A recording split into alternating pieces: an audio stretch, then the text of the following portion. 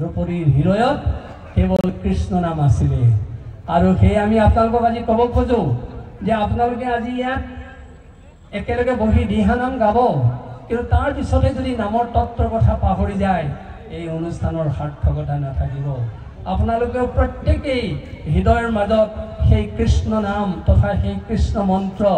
আপোনালোকে সাৰোগত কৰি লওক দ্ৰৌপদীৰ দৰে মহাসতীৰ লক্ষণ লাভ কৰিব দ্ৰৌপদীৰ দৰে ঘৰ চলোৱাৰ মূল শক্তি লাভ কৰিব দ্ৰৌপদীৰ দৰে আপোনালোক সহনশীল হ'ব দ্ৰৌপদীৰ দৰে আপোনালোক ভূত ভৱিষ্যতৰ অধিকাৰী হ'ব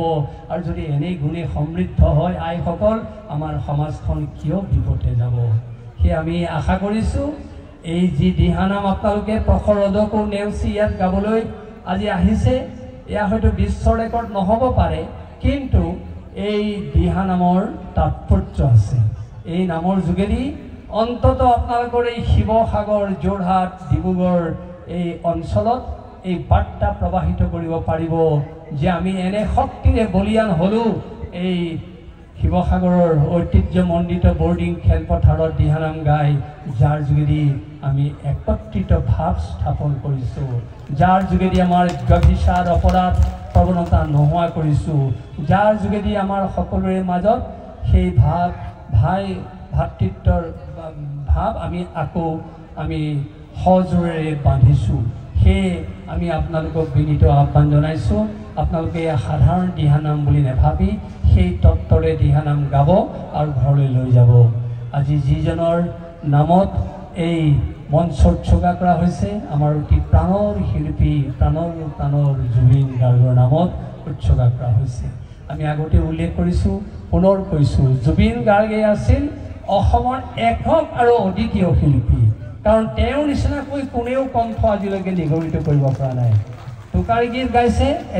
এজন যেন টোকাৰী গীতৰ শিল্পীয়েহে গীতটো গাইছে দিহানাম গাইছে প্ৰকৃত থকা এজন যেন ভকতেহে গাইছে বিহুনাম গাইছে বিহু বলীয়া ডেকাজনেহে যেন গাইছে তেনেকুৱা বনগীত গাইছে পাহোৱাল ডেকাজনেহে যেন বনগীত গাইছে এনে এটা আমাৰ সংগীতৰ স্তৰ নাই য'ত জুবিন গাৰ্গে গীত গোৱা নাছিল হয় বহুত বিশ্বতো আমাৰ মাজত শিল্পী আছে কিন্তু প্ৰত্যেকটো স্তৰতে এনেকৈ সুমধুৰ কণ্ঠৰে কণ্ঠ নিগৰিত কৰা শিল্পী কম আছিল তাৰ ভিতৰত একক আছিল জুবিন গাৰ্গ সেয়ে আমি জুবিন গাৰ্গক অদ্বিতীয় আৰু একক বুলি কৈ ভাল পাওঁ আৰু আজিও সেইকাৰণে আপোনালোকৰ আগত এই কথা উল্লেখ কৰিছোঁ আৰু তেওঁৰ নামত আজি এই দিহানাম উৎসৰ্গা কৰাৰ মানেই তেওঁৰ আত্মাৰ সৎগতি সাধিত হ'ব আপোনালোকে সেই পুণ্যৱন্তৰ কামটো কৰিলে আৰু আমি আপোনালোকক পুনৰবাৰ ধন্যবাদ জনালোঁ নিৰ্মলা দাস প্ৰমুখ্যে আইসকলে যি প্ৰয়াস কৰিলে আমি তেখেতসকলৰ শলাগ লৈছোঁ কমলা তথা জয়ন্ত গগৈয়ে যি এই অনুষ্ঠানৰ উদ্যোগত ভিটাভেটি প্ৰদান কৰিলে আমি তেওঁৰো শলাগ লৈছোঁ আৰু আপোনালোকৰ অতি মৰমৰ এই শিৱসাগৰ বিধানসভা সমষ্টিৰ বিধায়ক অসীম গগৈ ডাঙৰীয়ায়ো তেখেতৰ সমস্ত ব্যস্ততা ত্যাগ কৰি তেখেতে ইয়াত যিদৰে ইয়াত ইন্ধন যোগালে এয়াও আমাৰ কাৰণে দৃষ্টান্তমূলক আদৰ্শ আমি গোবিন্দৰ চৰণত প্ৰাৰ্থনা জনাইছোঁ গোবিন্দই তেখেতক এই ভাৱত সদায় উজ্জীৱিত কৰি ৰাখক আৰু ফলম কৰি আপোনালোকৰ ধৈৰ্যৰ পৰীক্ষা চাব খোজা নাই আপোনালোকে ইমান কষ্ট কৰি আছে আমাৰ দেখি বেয়া লাগিছে নামষাৰ গাব আমি নামষাৰ শুনিম আৰু আশা কৰিছোঁ এই নামে আমাৰ গোটেই আকাশ বতাহ গোটেই মুখৰিত কৰি তুলিব আৰু এই নামৰ ধ্বনিৰে আমাক আকৌ এবাৰ সম্প্ৰীতিৰ বান্ধোনেৰে বান্ধ খাবৰ কাৰণে আমাক সংকল্প লোৱাত সহায় কৰিব